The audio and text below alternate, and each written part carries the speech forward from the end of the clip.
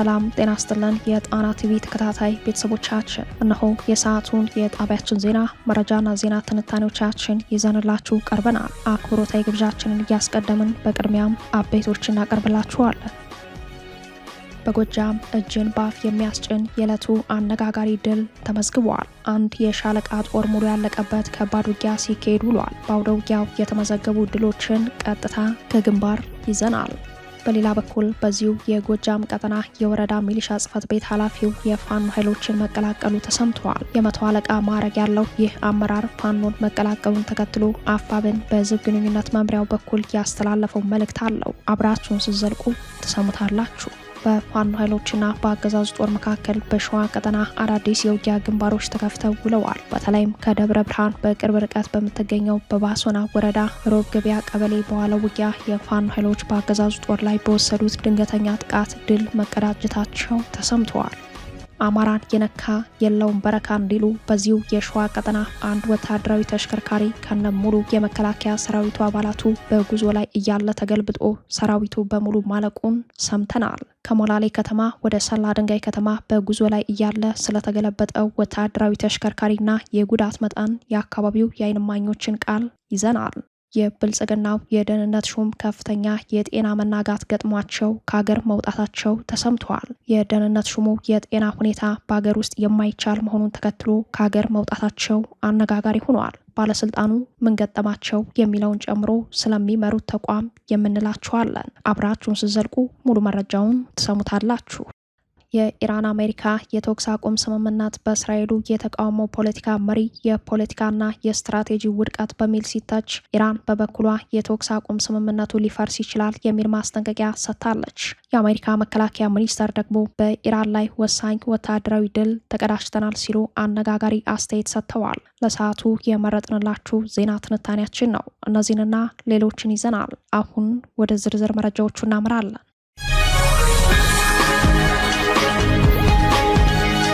የፋኖ ኃይሎች ከደብረ ብርሃን በቅርብ ርቀት በምትገኘው በባሶና ወረዳ ሮብ ገበያ ቀበሌ በአገዛዙ ጦር ላይ በወሰዱት ድንገተኛ ጥቃት ድል መቀዳጀታቸውን አስታውቀዋል። በአማራ ፋኖ ብሔራዊ ንቅናቄ አፋብን ሸዋ ጠቅላይ ግዛት አሳምነው እዝ ስር የሚንቀሳቀሰው የመሐመድ ቢሆነኝ ኮር እቴጌ ጣይቱ ክፍለ ጦር የአገዛዙ የመከላከያና የአድማ ብተና ኃይሎችን ያቀፈው ጥምር ጦር ከደብረ ብርሃንና ከውሻውሽኝ በመነሳት ሮብ ገበያ ላይ የተሰበሰበውን ሕዝብ ከቦ ለምርጫ ካርድ እንዲመዘገብ ሲያስገድድ ና ሲያንገላታ እንደነበር ተጠቁመዋል። ከህብረተሰቡ በደረሰው መረጃ መሰረት የክፍለ ጦሩ 4ኛ ሻለቃ በቦታው በመድረስ በፈጸመው መብረቃዊ ጥቃት የአገዛዙ ጦር የምርጫ ካርዶችን በመበተን እንዲሁም ሞትና ቁስለኞቹን በመያዝ ወደ ደብረ ብርሃን ከተማ እንዲመለስ መደረጉን ክፍለ ጦሩ አስታውቋል። ያሳምነው እዝ መሐመድ ቢሆነኝ ኮር ጀግኖች ለአብይ አህመድ አስተዳደር ስልጣን ጠባቂ ለሆነው ሰራዊት በየቀኑ እንቅልፍ በመንሳት የውርደት ሽንፈትን እያከናነቡት መሆኑን የገለጸው መግለጫው ህዝባዊ ትግሉ ተጠናክሮ እንደሚቀጥልም ገልጸዋል። ይህ በእንዲህ እንዳለ በዚሁ የሸዋ ቀጠና አንድ ወታደራዊ ተሽከርካሪ ሙሉ የመከላከያ ሰራዊት አባላት ከሞላሌ ከተማ ወደ ሰላ ድንጋይ ከተማ በጉዞ ላይ እያለ ሞፈር ውሃ የተሰኘ አካባቢ ላይ ወታደራዊ ተሽከርካሪው ተገልብጦ ሙሉ ሰራዊቱ ማለቁን የአካባቢው የዓይን እማኞች ለጣና ዘጋቢ ገልጸዋል። ተሽከርካሪው በፍጥነት ይጓዝ እንደነበር የገለጹት የአካባቢ ምንጮች ከፋኖ የደፈጣ ጥቃት ለማምለጥ ፍጥነቱን ጨምሮ መጓዙ ለአደጋ እንዳጋለጠው ጠቁመዋል። በአካባቢው ምንም አይነት የፋኖ እንቅስቃሴ ባይኖርም ከቦታ ቦታ የሚደረጉ የአገዛዙ ተሽከርካሪዎች ጉዞ ከመጠን በላይ በፍጥነት የተሞላ መሆኑ ተደጋጋሚ አደጋ እንደሚያጋጥመው ነው የተጠቆመው። በሌላኛው የግንባር መረጃችን የፋኖ ኃይሎች ተቆጣጥረውት የዋሉትን የዳውንት ወረዳ ዋና ማዕከል የሆነችውን ኩርባ ከተማን ለቀው መውጣታቸው ተሰምተዋል። በዳውንት ወረዳ የአፋብን እዞች በጥምረት ባደረጉት ውጊያ በአገዛዙ ጦር ላይ ከፍተኛ ኪሳራ ካደረሱ በኋላ ነው ከተማዋን ለቀው እንደወጡ የተሰማው። በአማራ ፋኖ ብሔራዊ ንቅናቄ አፋብን ስር የሚገኙት የወሎ ቤት አማራ ምኒልክ እዝና የጎንደር ጠቅላይ ግዛት በላይ እዝ አህዶች በጥምረት ባደረጉት ተጋድሎ በዳውንት ወረዳ በግፍ ገብቶ በነበረው የአገዛዙ ጦር ላይ ታላቅ ድል ማስመዝገባቸውን በማጠቃለያ የአውደ ውጊያ ሪፖርቱ ላይ ተመላክተዋል። ዛሬ መጋቢት 30 ቀን ከማለዳው 12 ሰዓት ጀምሮ እስከ ቀኑ 8 ሰዓት ድረስ ለ8 ሰዓታት በዘለቀው በዚሁ መጠነ ሰፊ ውጊያ የምኒልክ እዝ 106ኛ ኮርና የጎንደር ጠቅላይ ግዛት በላይ እዝ 206ኛ ኮር አሃዶች የተቀናጀ ኦፕሬሽን አከናውነዋል። መረጃውን ይፋ እንዳደረገው የምኒልክ ዕዝ ህዝብ ግንኙነት በጥምረት በተሰነዘረው ማጥቃት ከ20 በላይ የአገዛዙ ወታደሮች ሲሞቱ ከ32 በላይ የሚሆኑት ደግሞ ከባድና ቀላል ቁስለኛ ሆነዋል። የአገዛዙ ጦር ቁስለኞቹን ወደ ዳውንት ጤና ጣቢያ በከፍተኛ ሁኔታ እያመላለሰ መዋሉንም ለጣና ቲቪ የደረሰው መረጃ ያመላክታል። ይህ በእንዲህ እንዳለ በጎጃም የወረዳ ሚሊሻ ጽሕፈት ቤት ኃላፊው የፋኖ ኃይሎችን መቀላቀሉ ተሰምተዋል። መቶ አለቃ ያየህ አረጉ በመባል የሚታወቀው የደንበጫ ከተማ አስተዳደር ሚሊሻ ጽሕፈት ቤት ኃላፊ ፋኖን ተቀላቅሏል ሲል ያስታወቀው አፋብን ቴዎድሮስ እዝ ነው። የደሃናውን፣ የአዴቱን፣ የደጋ ዳሞቱን፣ የአምባሰሉን፣ የድራውን፣ የጋይንቱን፣ የሰዴውን፣ የጎንጂውን ወዘተ ምት በደንብ ያስተዋለው ወንድማችን ከነ ክብሩ ከነ ትጥቁ ወንድሞቹን በመቀላቀል ታሪካዊ ውሳኔ ወስኗል ሲል በጉዳዩ ላይ ተጨማሪ ማብራሪያ የሰጠው የንቅናቄው ህዝብ ግንኙነት ኃላፊ አርበኛ አስረስ ማረ ሌሎቻችሁም ፍጠኑ ሲል ጥሪውን አቅርበዋል። አፋብን አማራነታቸውን ላስቀደሙ ሁሉ በሩ ክፍት ነው ያለው የንቅናቄው የህዝብ ግንኙነት መምሪያ ኃላፊ ለዚህ አገዛዝ ስልጣን መራዘም ህይወት መክፈል እንደማይገባ ታውቃላችሁ ነው ያለው። እምቢ ካላችሁ ግን የመከፈኛ ጨርቃችሁን ይዛችሁ ጠብቁን ሲል የፋኖ የማጥቃት ዘመቻ ቀጣይነት እንዳለው አረጋግጠዋል። አድማጭ ተመልካቾቻችን በዚሁ የጎጃም ቀጠና የዋለውን አፍላ የውጊያ መረጃ የግንባር ዘጋቢያችን ተጨማሪ መረጃን እንደሚከተለው ያደርሰናል። ሰላም ጤና ይስጥልኝ አድማጭ ተመልካቾቻችን፣ በዛሬው የግንባር መረጃችን በአራቱም የአማራ ማዕዘናት አውደ ውጊያዎች ተጠናክረው የቀጠሉ ቢሆንም ዋና ዘገባ በጎጃም ቀጠና የተሰራውን የውጊያ ጀብዱ ይመለከታል። ዛሬ በጎጃም ሰማይ ስር ታምር ተሰርቷል። ከአንድ ሻለቃ በላይ ያገዛዙ ጦር የተደመሰሰበት የአውደ ውጊያ መካሄዱን የአፋብን ቴዎድሮስ ዕዝ የግንባር መረጃ ያሳያል። የፋኖ ኃይሎች የሰዴ ወረዳ መቀመጫ ሰዴ ከተማን መቆጣጠራቸውን በይፋ ያሳወቀው የአማራ ፋኖ ብሔራዊ ንቅናቄ ቴዎድሮስ ዕዝ ነው። ውጊያው የእዙ 201ኛ ኮርና 206ኛ ኮርን በማቀናጀት የተመዘገበ ድል እንደሆነ በግንባር መረጃው ላይ ተመላክቷል። የምስራቅ ጎጃም ዞን ሰዴ ወረዳ መቀመጫ ሰዴ ከተማንና ሙሉ ወረዳዋን በቁጥጥር ስር በዋለበት አውደ ውጊያ ያገዛዙ ወታደራዊ ካምፕ ሙሉ በሙሉ በመለምሰስ የሰዴ ከተማን ማህበረሰብ ካገዛዙ ነፃ ማድረግ ተችሏል ነው ያለው የአፋብን ቴዎድሮስ ዕዝ። ውጊያውን በቴዎድሮስ ዕዝ ወታደራዊ አመራሮች በ201ኛ ኮርና በ206ኛ አመራሮች በተናበበ መልኩ በመምራት ያገዛዙ ጦር ቅስም እንደሚመለከተው ተሰብሯል። ፋኖ ለዓላማው ታማኝ ቆራጥና ውጊያ አዋቂ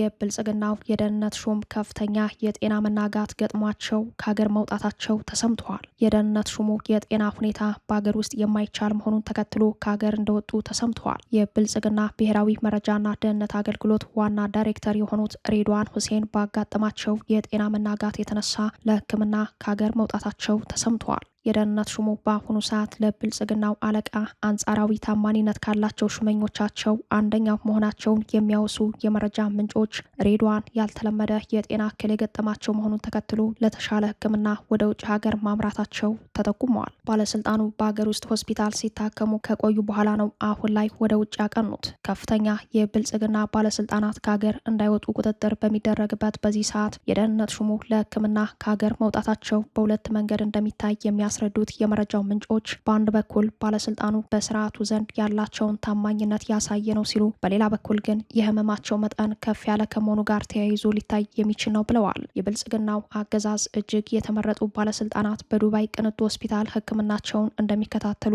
ከዚህ ቀደም መዘገባችን ይታወሳል። ጠቅላይ ሚኒስተሩን ጨምሮ የፖለቲካ አመራሮች ለብልጽግና ዋና የጦር መሳሪያ ድጋፍ ሰጪ በሆነችው የተባበሩት አረብ ኤምሬትስ ውስጥ በተመረጡ ሆስፒታል ይታከማሉ። በተባበሩት አረብ ኤምሬትስ ዱባይ ውስጥ የሚገኘው ጀሚራ የተባለ ሆስፒታል የብልጽግና ከፍተኛ ባለስልጣናት መታከሚያ ሆኗል የሚሉት የጣቢያችን የዘወትር የመረጃ ምንጮች ከዚህ ቀደም የአብይ አህመድ የምስራቅ አፍሪካ ጉዳዮች አማካሪ ጌታቸው ረዳ 3 ጊዜ በታከሙበት ጀሚራ ሆስፒታል በቅርቡ ደግሞ ከኦህዴድ ብልጽግና ቁልፍ ባለስልጣናት መካከል አንዱ የሆኑት አቶ ሽመልስ አብዲሳ መታከማቸውን አስታውሰዋል። የሆነው ሆኖ የደህንነቱ ሹም ህመም ምን እንደሆነ ለጊዜው ማወቅ ባይቻልም የኮሌስትሮል ተጠቂ እንደሆኑ የቀደመ ጤና ማህደራቸው ያሳያል። የብልጽግናው አገዛዝ በሀገር ውስጥ በዋናነት ጄኔራሎች፣ ወታደራዊ አመራሮች በታመሙ ጊዜ የሚታከሙት በጦር ኃይሎች ሆስፒታል ሲሆን ከዚህ ከፍ ያለ ህመም ሲያጋጥማቸው እንደየፖለቲካ ታማኝነታቸው ወደ ውጭ ወጥተው የሚታከሙ ሲሆን በዱባይ ቅንጡ ሆስፒታል በልዩ ስሙ ጀሚራ ሆስፒታል ለመታከም የብልጽግናው አለቃ ልዩ ታማኝ መሆንን ይጠይቃል ይጠይቃል የሚሉት የመረጃው ምንጮች የእያንዳንዱ ታካሚ ባለስልጣን የሜዲካል ታሪክ ባለቃቸው አብይ አህመድ እንደሚታወቅ፣ ይህም የሰውየው አንዱ ማጥመጃ መንገድ መሆኑን ያስረዳሉ። ሬድዋን የሚመሩት የብሔራዊ መረጃና ደህንነት ተቋም ባለፉት 2 ወራት ብቻ 2 አመራሮችን ከዋና የምክትል ኃላፊነት በማንሳት እንደቀየረ ይታወሳል። መስሪያ ቤቱ ባለፉት 8 ዓመታት ከ5 በላይ የስራ ኃላፊዎች የተፈራረቁበት ቢሆንም በቅርቡ የተደረገው የተቋሙ 2 ምክትሎች ሹምሽር በአመዛኙ ከስጋት የመነጨ እንደሚሆን ተጠቁመዋል። ይህም የተለየ ፖለቲካዊ ትርጉም የተሰጠው ሆኖ ታይቷል።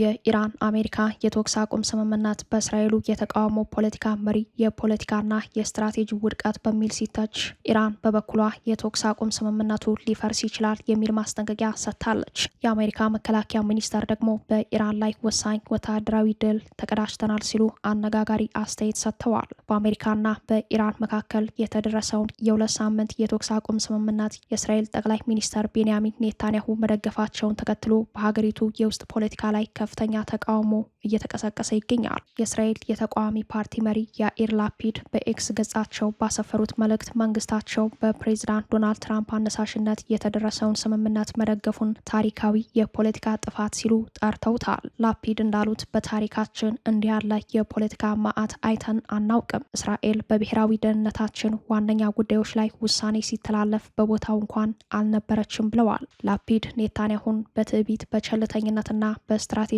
እቅድ አልባነት ወንጅለዋል። ይህ በሀገሪቱ ላይ የደረሰው ዲፕሎማሲያዊ ጉዳት ለመጠገን ዓመታት እንደሚወስድም አስጠንቅቀዋል። ሰራዊቱ የታዘዘውን ሁሉ ፈጽሟል፣ ህዝቡም አስደናቂ ጥንካሬ አሳይቷል። ነገር ግን ኔታንያሁ ያስቀመጣቸውን ግቦች ማሳካት አልቻለም ሲሉ ላፒድ የመንግስታቸውን ድክመት ነቅሰዋል። ፕሬዚዳንት ዶናልድ ትራምፕ ማክሰኞ ዕለት በሰጡት መግለጫ በኢራን ላይ የሚሰነዘሩ ጥቃቶች ለ2 ሳምንታት እንዲቆሙ መስማማታቸውን አስታውቀዋል። የኔታንያሁ ቢሮ በበኩሉ ይህን የአሜሪካ ውሳኔ እንደሚደግፍ ቢገልጽም አንድ ወሳኝ ቅድመ ሁኔታ አስቀምጠዋል። ይህ የተኩስ አቁም ሊባኖስን አይጨምርም በሚል እስራኤል በሰሜን በኩል የምታደርገውን ወታደራዊ እንቅስቃሴ እንደምትቀጥል አስታውቃለች። በዛሬው ዕለት በግማሽ ቀን ውስጥ ብቻ ከ100 በላይ ጥቃቶችን በደቡብ ሊባኖስ ግዛት ላይ ፈጽማለች። ይህም በሊባኖስ ላይ የሚደረገው የእስራኤል ጥቃት እንደሚቀጥል ማረጋገጫ ሆኗል። ይህንን ተከትሎ ጥቃቱ የሚቀጥል ከሆነ ኢራን የ2 ሳምንት የተኩስ አቁም ስምምነቱን የምትቀድ ይሆናል። ውጊያውም በድጋሚ የሚጀምር ይሆናል የሚሉ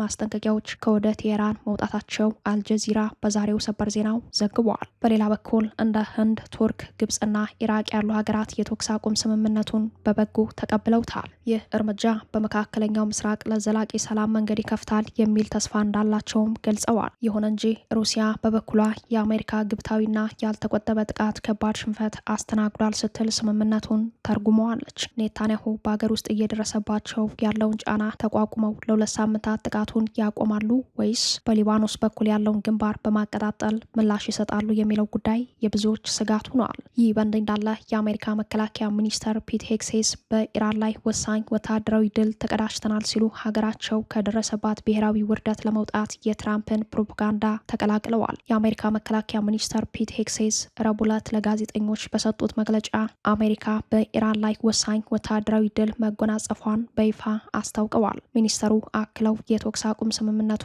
ከመፈረሙ በፊት ማክሰኞ ምሽት ብቻ 800 የአየር ጥቃቶች የተፈጸሙ ሲሆን የኢራን የመከላከያ ኢንዱስትሪ መሰረት ደብዛው ጠፍቷል ብለዋል። የኢራን ወታደራዊ ፋብሪካዎች ሙሉ በሙሉ ከምድር ጋር ተወግደዋል ሲሉ የአሸናፊነን መልእክት አስተላልፈዋል። እንደ ሚኒስተሩ ገለጻ የሆርሙዝ የባህር ወሽመጥ አሁን ክፍት ነው። ኢራንም መርከቦች እንዲያልፉ ለመፍቀድ ተገዳለች። ኢራን የተኩስ አቁሙን እንድትለምን አድርገናታል ቢሉም የአሜሪካ ጦር ስምምነቱ መከበሩን ለማረጋገጥ በኢራን ዙሪያ እያንዣበበ እንደሚቆይ አስታውቀዋል። የአሜሪካ የጦር ኃይሎች ጠቅላይ ኢታማዦር ሹም ጄኔራል ዳን ኬይን በበኩላቸው በጥቅሉ ከ13,000 በላይ የኢራን ወታደራዊ ተቋማት ተመተዋል። ኢራን 80 በመቶ የሚሆነውን የአየር መከላከያ ስርዓቷን አታለች ሲሉ አሜሪካ አሸናፊ ነች የሚል ይዘት ያለው መልእክት አስተላልፈዋል። ከ90 በመቶ በላይ የሚሆነው የኢራን ባህላዊ የባህር ኃይል ወድመዋል። 90 በመቶ የሚሆኑት የጦር መሳሪያ ማምረቻዎች ወድመዋል ሲሉም ኢራን ላይ ከፍተኛ ውድመት መፈጸማቸውን በአህዛብ አሃዛዊ ቁጥር አስደግፈው አብራርተዋል። ጄኔራሉ አክለውም ኢራን ወታደራዊ አቋሟን መልሳ ለመገንባት ዓመታት ይፈጅባታል ያሉ ሲሆን አሁን ያለው የተኩስ አቁም ለጊዜው የሚደረግ እረፍት እንጂ ጦርነቱ ሙሉ በሙሉ ማብቃቱን እንደማያመላክትና ጦሩ በማንኛውም ሰዓት ወደ ውጊያ ለመመለስ ዝግጁ መሆኑን ገልጸዋል። ሚኒስተር ሄክሴዝ ስለ ኢራን የበለጸገ ዩራኒየም ሲናገሩ ኢራን ወይ ዩራኒየሙን በፈቃዷ ለአሜሪካ ታስረክባለች፣ ካልሆነ ግን እኛ ሂደን እናስወግዳለን ሲሉ ጠንካራ ማስጠንቀቂያ ሰጥተዋል። በመጨረሻም ለእስራኤል በዚህ የጦር ሜዳ ላይ ደፋር ብቁና ፈቃደኛ አጋር በመሆናችሁ እናመሰግናለን ሲሉ ምስጋናቸውን አቅርበዋል። ከዚህ ጋር ተያይዞ የአሜሪካ የመከላከያ ሚኒስተር ሄክሴስ እና የአሜሪካ የጦር ኃይሎች ጠቅላይ ኢታማዦር ሹም ጄኔራል ዳን ኬይን ንግግር አሜሪካ በኢራን እጇ ተጠመዘዘ የሚለውን አዲስ ትርክት ለመቀልበስ የተደረገ ሙከራ ተደርጎ ይቆጠራል የሚሉ ትችቶች መቅረባቸው እንደቀጠለ ነው።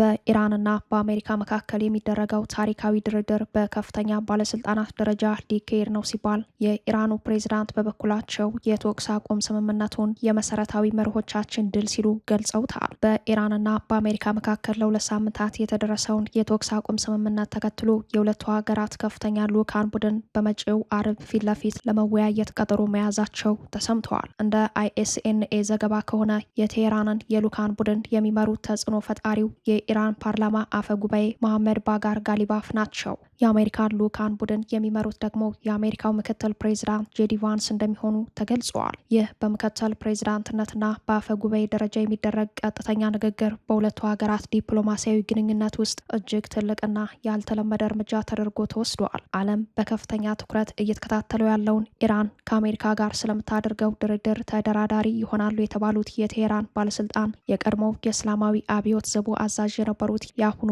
የፓርላማ አፈ ጉባኤ መሐመድ ባቄር ጋሊባፍ ናቸው። ይህ ምርጫ በዲፕሎማሲው ዓለም ብዙዎችን ያስገረመ ቢሆንም ከጀርባው ግን ጥልቅ የሆነ የፖለቲካ ስሌት እንዳለው የኢራን ፖለቲካ ታዛቢዎች ይናገራሉ። ጋሊባፍ ለስርዓቱ የማይደፈሩ ስራዎችን በመስራት የሚታወቁ ሰው ናቸው የሚሉት ተንታኞች የቴሄራኑ ቁልፍ ሰው እንደ አውሮፓውያኑ አቆጣጠር በ1999 በቴሄራን የተማሪዎች ተቃውሞ ሲነሳ ራሳቸው ሞተር ሳይክል ላይ ተቀምጠው ዱላ በመያዝ ተቃዋሚዎቹን ሲደበድቡ እንደነበር በማስታወስ ግለሰቡ ለስርዓቱ መቀጠል ያላቸውን ቁርጠኝነት ይናገራሉ።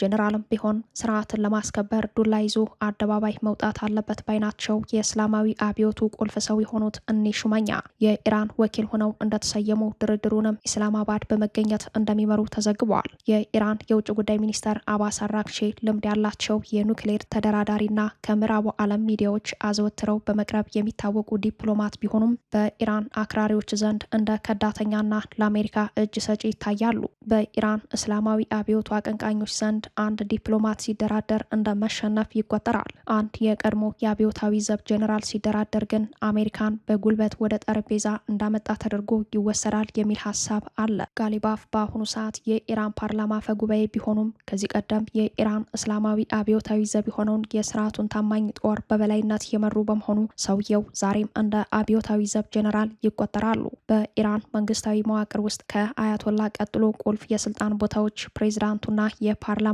አፈ ጉባኤ ቦታዎች ሲሆኑ በአመዛኙ እነዚህ ቦታዎች በእስላማዊ አብዮቱ ዘብ ይሁንታ አሊያም የጠበቀ ትስስር የሚገኙ ቦታዎች ናቸው። ኢራን ለዚህ ድርድር ይዛ የምታቀርበው ባለ 10 ነጥብ ማዕቀፍ እጅግ ሰፊ ጉዳዮችን ያካተተ ሲሆን ዋና ዋናዎቹም ስለ ሀገሪቱ የኒውክሌር እንቅስቃሴ የወደፊት እጣ ፈንታ፣ በመካከለኛው ምስራቅ ስላለው ወታደራዊ ውጥረትና መረጋጋት ናቸው። አሜሪካ ከኢራን እስላማዊ አብዮት በኋላ ባለፉት 45 ዓመታት በኢራን ላይ የጣለቻቸው ቀዳሚና ተከታይ ፕራይመሪ ኤንድ ሰከንዳሪ የኢኮኖሚ ማዕቀቦች ሙሉ በሙሉ እንዲነሱ የሚጠይቅ ነው። የዚህ ድርድር ልዩ የሚያደርገው ኢራን ከኒውክሌር ጉዳይ ባለፈ ላለፉት 4 አስርት ዓመታት ኢኮኖሚያዋን ያቆረቆዙት የአሜሪካ ማዕቀቦች እንዲነሱ እንደ ቅድመ ሁኔታ ይዛ መቅረቧ ነው። አሜሪካ በምክትል ፕሬዚዳንቷ ጄዲ ቫንስ በኩል ለዚህ ጥያቄ የምትሰጠው ምላሽ የ2 ሳምንቱ የተኩስ አቁም ወደ ዘላቂ ሰላም ይሸጋግራል ወይስ ወደ ከፋ ጦርነት ለሚለው ጥያቄ መልስ የሚሰጥ ሆኗል። ይህ በእንዲህ እንዳለ የኢራኑ ፕሬዝዳንት ለተኩስ አቁም ስምምነቱ በሰጡት መግለጫ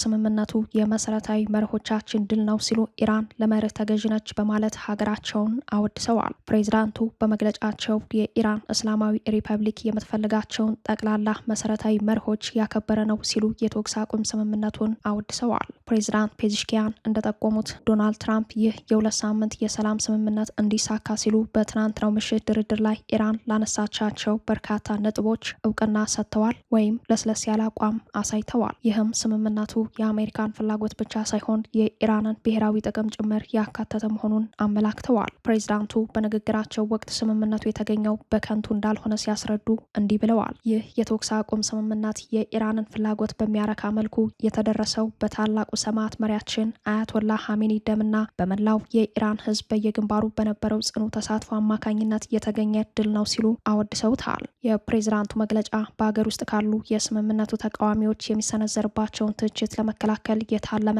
ይመስላል የተባለው ፔዚሽኪያን ስምምነቱን እንደ ሽንፈት ሳይሆን አሜሪካን ወደ ድርድር ጠረጴዛ ያስገደደ የኢራን ወታደራዊና ፖለቲካዊ ስኬት አድርገው አቅርበውታል። ይህ በሁለቱ ሀገራት መሪዎች ማለትም በትራምፕና ፔዚሽኪያን መካከል ያለው የቃላት ጦርነትና የድል አድራጊነት ስሜት የተኩስ አቁሙ ለ2 ሳምንታት ብቻ ሳይሆን ለዘላቂ ሰላም መሰረት ይሆን ወይስ ለጊዜያዊ ትንፋሽ መውሰጃ የሚለው በሂደት የሚታይ ይሆናል።